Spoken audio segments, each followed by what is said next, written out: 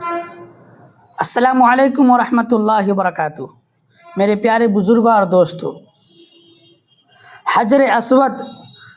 آج اس موضوع پہ ہم بات کرتے ہیں حجر اسود کے بارے میں۔ حجر اسود جنت کے یاقوتوں میں سے ایک یاقوت ہے، جسے سیدنا حضرت آدم علیہ السلام اپنے ساتھ جنت سے لائے تھے، اور تعمیر بیت اللہ کے وقت ایک کونے میں نصب فرمایا تھا۔ طوفان نوح علیہ السلام میں حضرت آدم علیہ السلام کا تعمیر کردہ بیت اللہ شریف آسمانوں پر اٹھائے جاتے وقت اس متبرک اور بابرکت پتھر کو شکم جبل ابی قبیس میں اللہ تبارک و تعالیٰ نے امانت کے طور پر رکھ دیا تھا۔ پھر تعمیر ابراہیمی کے وقت جب حضرت ابراہیم علیہ السلام اور حضرت اسماعیل علیہ السلام بیت اللہ شریف کی تعمیر فرما رہے تھے، حضرت جبرائیل علیہ السلام نے اللہ تعالیٰ کے حکم سے سیدنا ابراہیم خلیل اللہ علیہ السلام کی خدمت عالیہ میں یہ حجر اسود کو پیش فرمایا۔ اس طرح اسے پھر اسی جگہ کی زینت بنا دیا گیا، اسی جگہ حجر اسود کو رکھا گیا جہاں پہلے رونق افروز تھا۔ بزرگ اور دوستو، یہ حجاج کرام اور عمرہ کرنے والے جو بیت اللہ کا طواف کرتے ہیں نا، تو طواف کی ابتدا جو ہے یہ حجر اسود کے استلام سے ہوتی ہے۔ طواف جو شروع کرتے ہیں حجر اسود کا پہلے بوسہ دیتے ہیں اگر موقع ملے تو طواف کا آغاز اور طواف کی ابتدا جو ہے وہ حجر اسود کے استلام سے شروع ہوتی ہے۔ یہ حجر اسود یہ جنت کا ایک پتھر ہے جس میں اللہ تعالیٰ نے انسانوں کے گناہ کو جذب کرنے کی عجیب تاثیر رکھی ہے۔ نبی کریم صلی اللہ علیہ وسلم نے ارشاد فرمایا، نزل الحجر الاسود من الجنہ وهو اشد بیاضا من اللبن فسودته خطایا بنی آدم۔ ترمذی شریف حدیث نمبر 877۔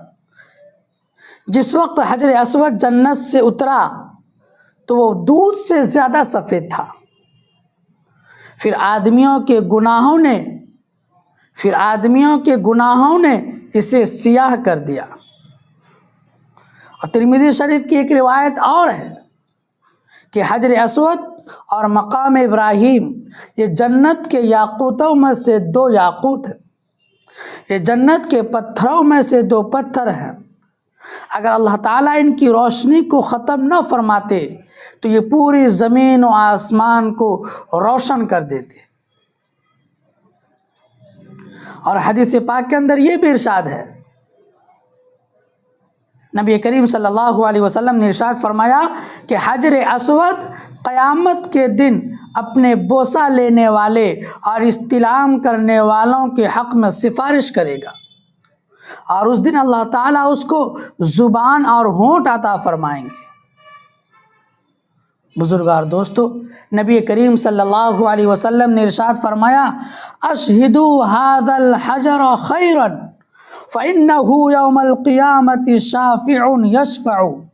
لہ لسان وشفتان یشہد لمن استلمہ۔ الترغیب والترہیب حدیث نمبر 27۔ اس حجر اسود کو اپنے عمل خیر کا گواہ بنا لو۔ نبی کریم صلی اللہ علیہ وسلم کا ارشاد گرامی کہ اس حجر اسود کو اپنے عمل خیر کا گواہ بنا لو،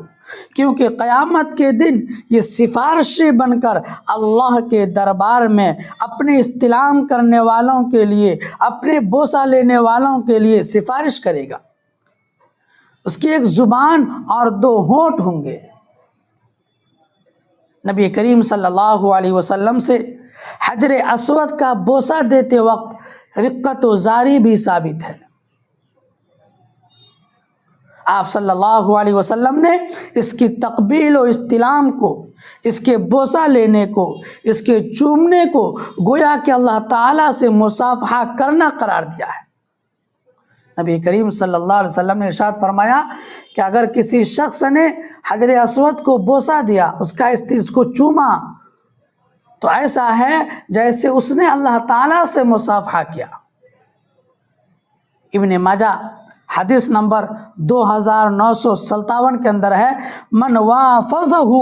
فإنما یوافظ ید الرحمن، جو شخص حجر اسود کو ہاتھ لگائے، جو شخص حجر اسود کا استلام کرے، تو گویا وہ اللہ تعالیٰ سے مصافحہ کر رہا ہے۔ اس لیے بزرگوار دوستو، حجر اسود کی تقبیل اور اس کا استلام کا کمال استحضار کے ساتھ اہتمام کرنا چاہیے۔ اگر بھیڑ کا موقع نہ ہو اور سہولت سے آسانی سے بوسہ لینا ممکن ہو تو قریب جا کر بوسہ لیں، اور اگر بھیڑ زیادہ ہو رہی ہے، جیسا کہ آج کل ہے، بہت مشکل سے حجر اسود کو کوئی جا کر کے چھو سکتے ہیں، اس کو ہاتھ لگا سکتے ہیں، تو ایسے جب بھیڑ زیادہ ہو تو دور ہی سے استلام کر لیں، دور ہی سے ہاتھ سے حجر اسود کی طرف اشارہ کریں، اور پھر یہ نیت کر لیں کہ میں حجر اسود کو بوسہ دے رہا ہوں۔ اور اگر بھیڑ زیادہ ہو تو دور ہی سے استلام کر لیں، اس سے بھی بوسہ کے برابر ہی ثواب ملتا ہے۔ اس لیے بزرگوار دوستو، حجر اسود کے بارے میں بہت فضیلتیں ہیں، بہت زیادہ فضیلتیں ہیں۔ ام عائشہ رضی اللہ تعالی عنہا نے ارشاد فرمایا،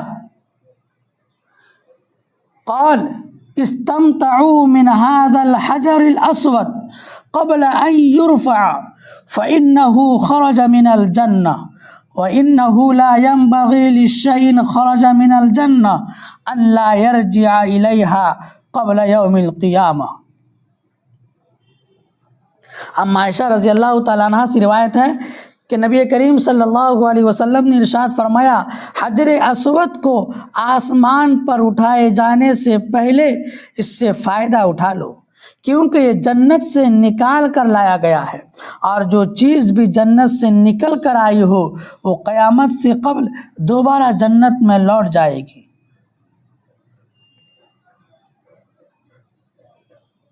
اور حضرت عبداللہ بن عمر رضی اللہ تعالی عنہما نے ارشاد فرمایا، ان جبریل علیہ السلام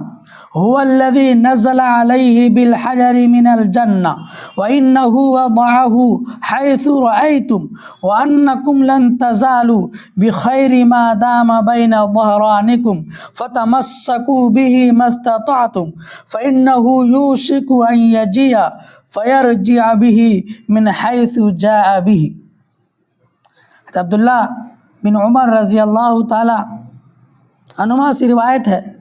کہ نبی کریم صلی اللہ علیہ وسلم نے ارشاد فرمایا کہ حجر اسود کے بارے میں ارشاد فرمایا، اللہ کی قسم، اللہ تعالیٰ قیامت کے دن اس پتھر کو ضرور اس طرح لائے گا کہ اس کی دو آنکھیں ہوں گی۔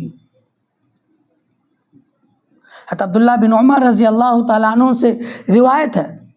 وہ کہتے ہیں کہ نبی کریم صلی اللہ علیہ وسلم نے ارشاد فرمایا، حضرت عبداللہ بن عمر رضی